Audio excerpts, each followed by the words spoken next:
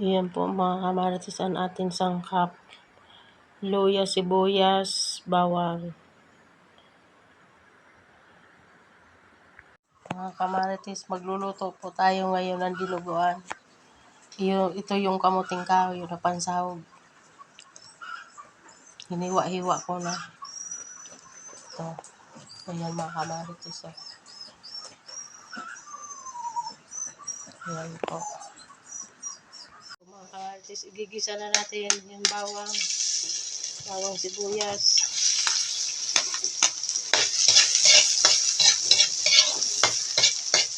Pasensya na mga kamarites kasi padilim dito sa lulutuan ko.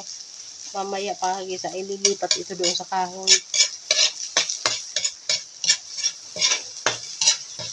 Kunti lang na mantika linagay ko kasi yung karne mataba yun.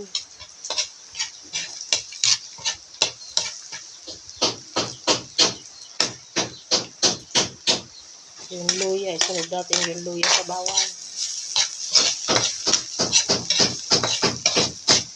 Kasi may nyug pa yun. Kasi ang Bicol, mga kamarites talagang gata. Sa Tagalog naman, gisa. Gigisa ko yung karne dito.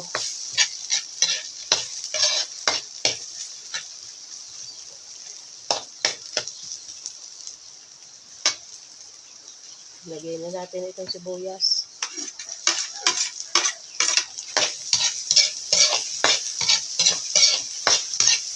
Yung ulam ng mga trabador, mga kamarites. Di pa kasi natatapos yung patrabaho ng anak ko. Kasi itong ulam nila.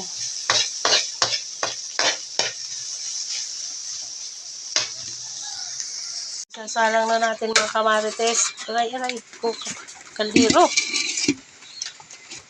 Ayan mga kamarites. Nandoon kasi yung karne. Nagtatagdo digdi sa agunan, maulan dito sa amin mga kamarites. Kahit dito sa may piksaingan, may tumutulo. Yan, Ayan po, mga kamarites. Inuna yung dugo. Kasi nagmamadali na. Mauunahan na kami ng trabador.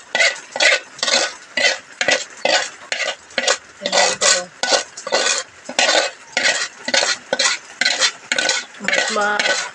Ang tagal kasi yung kahoy. Basa kasi yung mga kahoy. Maulan dito sa amin.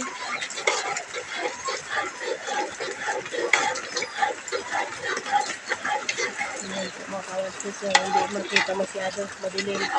Mausok.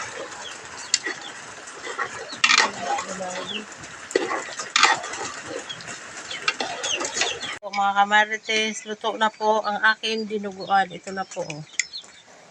Malapot.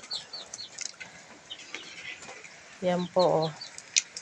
Malapot na malapot. Yan po. Masarap. Ito po. Yan po. Salamat po sa panonood.